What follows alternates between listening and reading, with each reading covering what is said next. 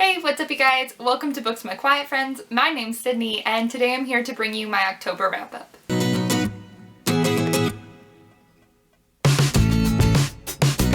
So as you can see, it's been a minute since I've filmed. I kind of changed this and things are weird, but you know that feeling when you just wake up one day and you're like, I need something completely different? Yeah, that's me almost like 3 times a year where I just decide, fuck it.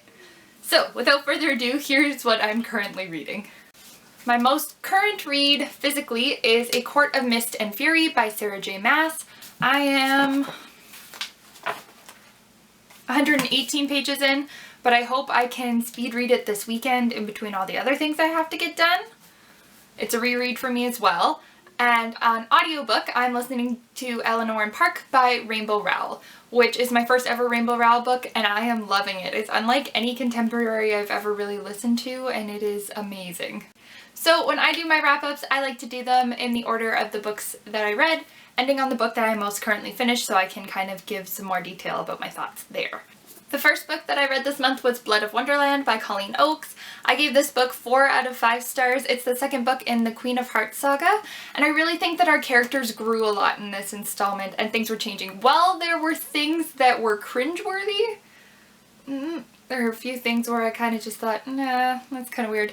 I do plan on continuing with the series and seeing where our main character goes. The second book that I finished was Ever True by Brody Ashton, and I finished this on audiobook. I do not own any of the Everneath series, and this was the final one.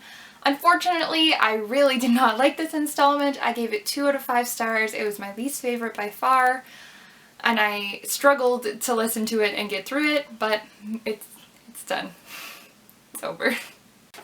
The next book I read was also on audiobook, but I have a physical copy, and that was The Sea of Monsters by Rick Riordan. This is the second book in the Percy Jackson series. I am doing a reread of these as I haven't read them since I was 13, and my thoughts have changed a lot. I remember being like hooked on the first book when I first read them, and this one I was kind of like tentative about, but I enjoyed this a lot. I gave it 4 out of 5 stars, and I can see how the plot is getting better and better, and you can kind of see Rick Riordan's writing grow as well.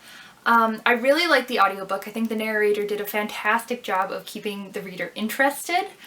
The fourth book I read this month was Unravel Me by Tahira Mafi. This is the second book in the Shatter Me series. I can see why these books are so hyped. I really, really like this installment. I gave it 4.5 out of 5 stars.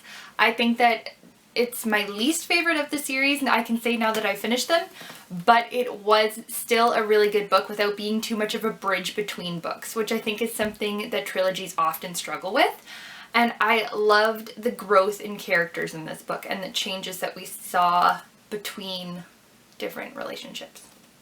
I'm trying to say something without spoiling it, so.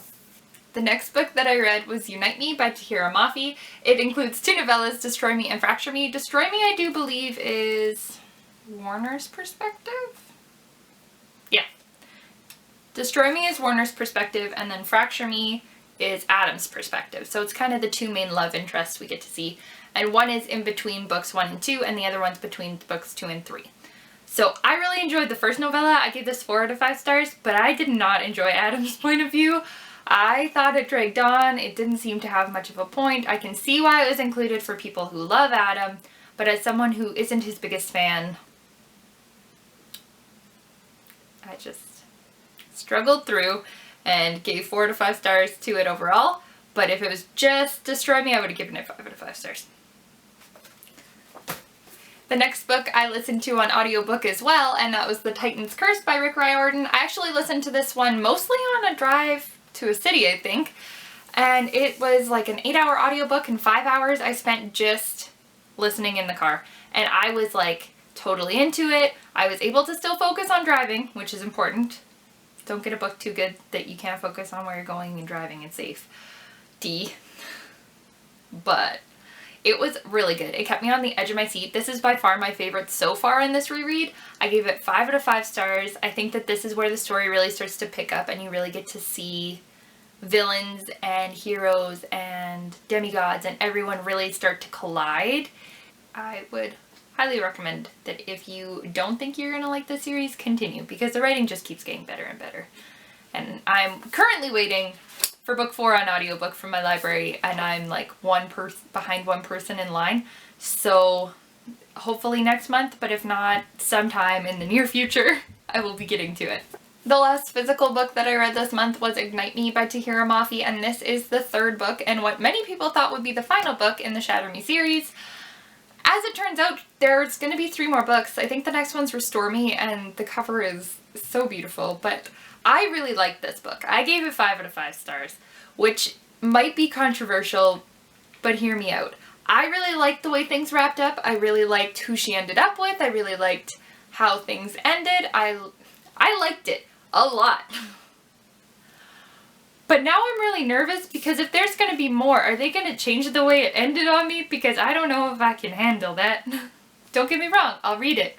But I'm going to be real mad if they change it. The 8th and final book that I listened to this month was Anna and the French Kiss by Stephanie Perkins. I had heard a lot about this ever since I started watching BookTube videos, and it's obviously a cult classic. Can I say that if it's not a beauty video? This book is obviously a crowd favorite, and I went into it very hesitantly due to all the hype I'd heard. That being said, I still gave it 4 out of 5 stars. I really enjoyed the writing and the characters and how interesting the characters were. While I gave this book 4 out of 5 stars, there were problems that I had with this book. I think that it dealt a lot with slut-shaming and using words that I didn't know if they needed to be used so many times, and it kind of made me flinch. And I also thought that the relationship aspects of that were also problematic. That's just, for me, that's my personal opinion. I thought that it was not handled as well as it could be. That being said, I really liked the characters and how things ended.